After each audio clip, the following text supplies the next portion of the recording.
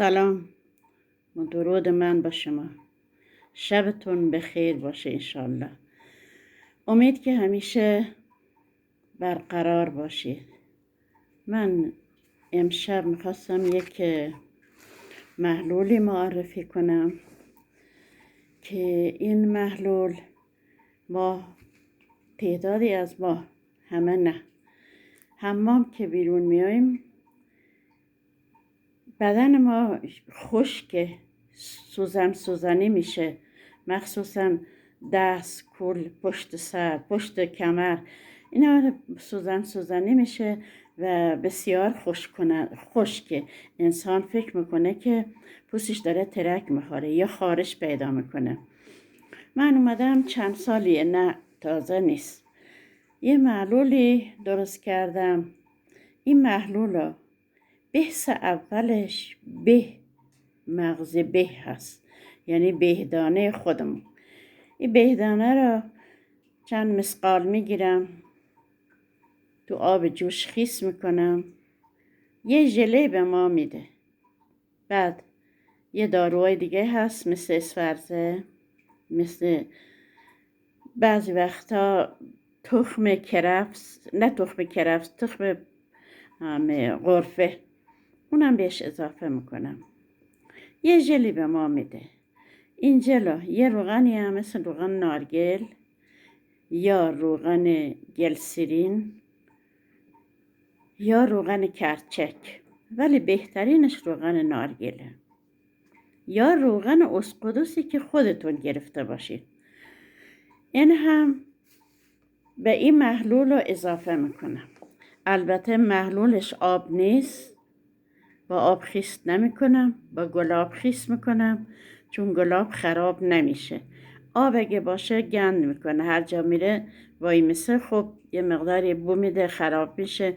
ولی وقتی با گلاب باشه دیگه موندنیه.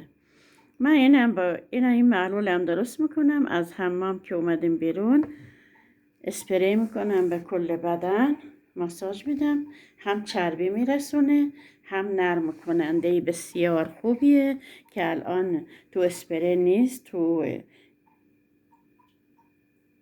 غلیظ پاشه.